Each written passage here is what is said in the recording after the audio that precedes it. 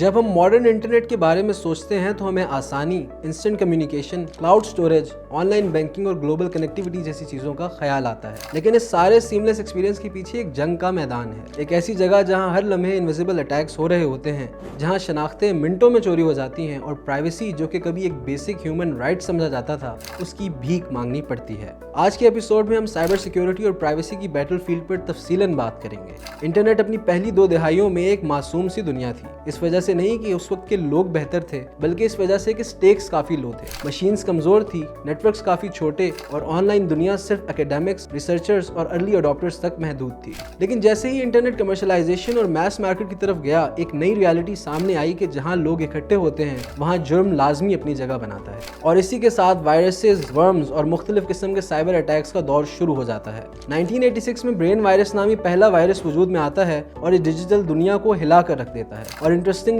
इसके क्रिएटर्स पाकिस्तान के शहर लाहौर से ताल्लुक रखने वाले 2 भाई थे। ये वायरस फ्लॉपी डिस्क के थ्रू फैलाया जाता है और ये इन्फेक्ट होने वाले कंप्यूटर पर एक मैसेज डिस्प्ले करता है, वेलकम टू द डंजियन। ये वायरस किसी को नुकसान पहुंचाने के लिए नहीं था, लेकिन इसने एक पॉइंट जरूर प्रूव किया कि अगर आप एक मशीन को इन्फेक्ट कर सकते हैं तो हजारों मशीन्स को एक टाइम पर इन्फेक्ट करना पॉसिबल होगा।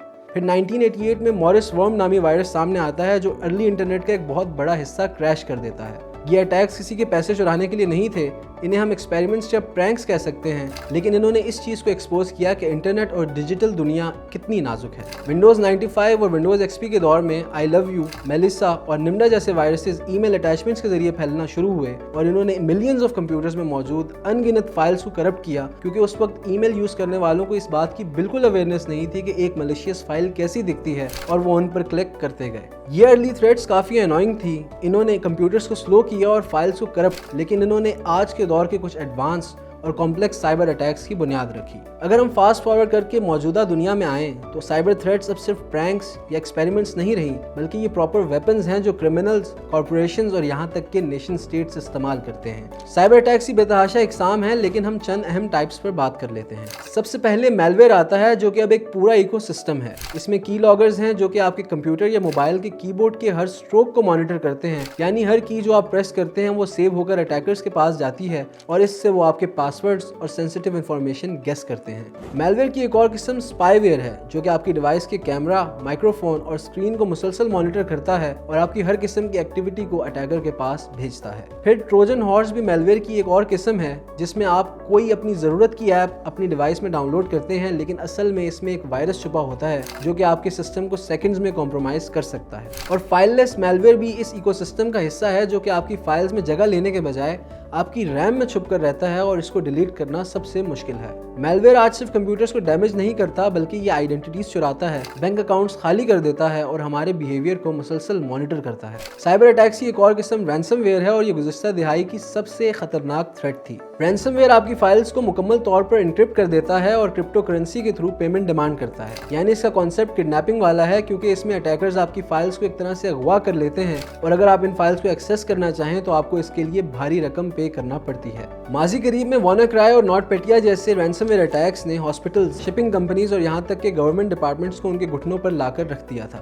साइबर अटैक्स की अगली किस्म फिशिंग है, जो कि टेक्निकल से ज्यादा एक साइकोलॉजिकल चीज है। फिशिंग में कुछ इस तरह होता है कि ट्रस्टेड वेबसाइट्स जैसे फेसबुक, इंस्टाग्राम और ट्विटर के लॉगिन पेजेस की कॉपी बनाई जाती है और बेतहाशा लोग इसे असल वेबसाइट समझकर इसमें अपनी आईडी और पासवर्ड एंटर कर देते हैं और ये सब डाटा अटैकर्स के पास चला जाता है। 2012 से 2016 के दरमियान हमने कितने लोगों से सुना होगा कि उनका फेसबुक अकाउंट हैक हो गया और चांसेस यही है कि वो फिशिंग अटैक का शिकार बने थे। लेकिन 2 स्टेप वेरिफिकेशन मैंडेटरी होने के बाद इस तरह के अटैक्स में काफी कमी आई है, लेकिन आज भी ईमेल फिशिंग उरूज पर है। इसमें आपके ईमेल पर fake shopping receipt, bank warnings जैसी चीजें भेजी जाती हैं और ये दिखने में इतनी रियल लगती हैं कि इसका शिकार टेक की जानकारी रखने वाले लोग भी हो जाते हैं। साइबर अटैक की एक और किस्म एडवांस्ड पर्सिस्टेंट थ्रेट्स या APTs हैं, जो कि लॉन्ग टर्म और हाईली कोऑर्डिनेटेड अटैक्स होते हैं और ज्यादातर केसेस में ये मुख्तलिफ ममालिक के गवर्नमेंट्स ऑर्गेनाइज करती हैं। इन अटैक्स का काम क्विक डैमेज करना नहीं होता, बल्कि ये मिलिट्री सीक्रेट्स, साइंटिफिक रिसर्च और पॉलिटिकल सीक्रेट्स को कॉम्प्रोमाइज करते हैं। APTs एक नेटवर्क में महीनों से लेकर सालों तक सर्वाइव कर सकते हैं।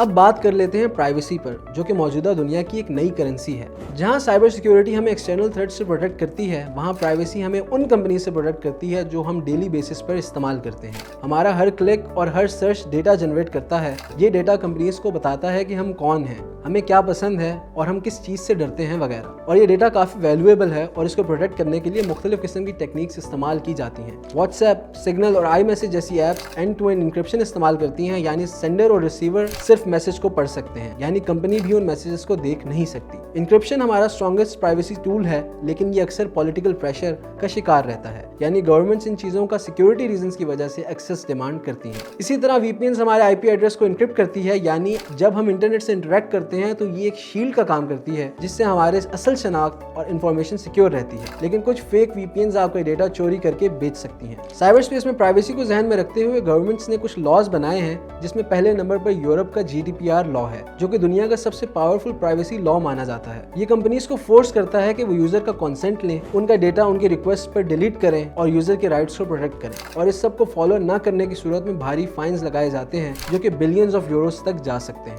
पाकिस्तान का इदारा FIA भी अपनी डिजिटल प्राइवेसी पॉलिसीज डेवलप करने की कोशिश कर रहा है, लेकिन इसकी इन्फोर्समेंट, अवेयरनेस और डिजिटल लिटरेसी आज भी एक मेजर चैलेंज है। साइबर सिक्योरिटी कितनी इंपॉर्टेंट है, इसको समझने के लिए जरा सोचिए कि आपकी क्या क्या चीज ऑनलाइन मौजूद है। आपका बैंक अकाउंट, आपके मेडिकल रिकॉर्ड्स, कन्वर्सेशंस, मेमोरीज और यहाँ तक कि आपकी मुकम्मल शनाख्त। एक सिंगल डेटा ब्रीच जिंदगियां तबाह कर सकता है। एक सिंगल पासवर्ड लीक एक पूरे बिजनेस को एक्सपोज कर सकता है। एक सिंगल फिशिंग लिंक लाखों का नुकसान कर सकता है। साइबर सिक्योरिटी अब ऑप्शनल नहीं है, डिजिटल दुनिया में सर्वाइव करने के लिए मस्ट है। जितनी दफा आप अपना फोन खोलते हैं, मैसेज भेजते हैं, लॉग इन करते हैं, एक खामोश जंग जारी है। साइबर क्रिमिनल्स, कंपनीज और गवर्नमेंट्स तेजी से इवॉल्व कर रही हैं और हम यूजर्स इस सब के दरमियान में हैं। फ्यूचर में आर्टिफिशियल इंटेलिजेंस और क्वांटम कंप्यूटिंग साइबर सिक्योरिटी को शेप करेंगे, लेकिन कोर प्रिंसिपल सेम ही रहेगा। आपका डेटा आपकी शनाख्त है, इसको हर सूरत में आपने प्रोटेक्ट करना है। इस सीरीज के अगले एपिसोड में हम ऑनलाइन आज़ादी, सेंसरशिप और डिजिटल राइट्स पर बात करेंगे। वीडियो एंड तक देखने का बहुत शुक्रिया। मिलते हैं आपसे अगली वीडियो में, तब तक के लिए अल्लाह हाफिज।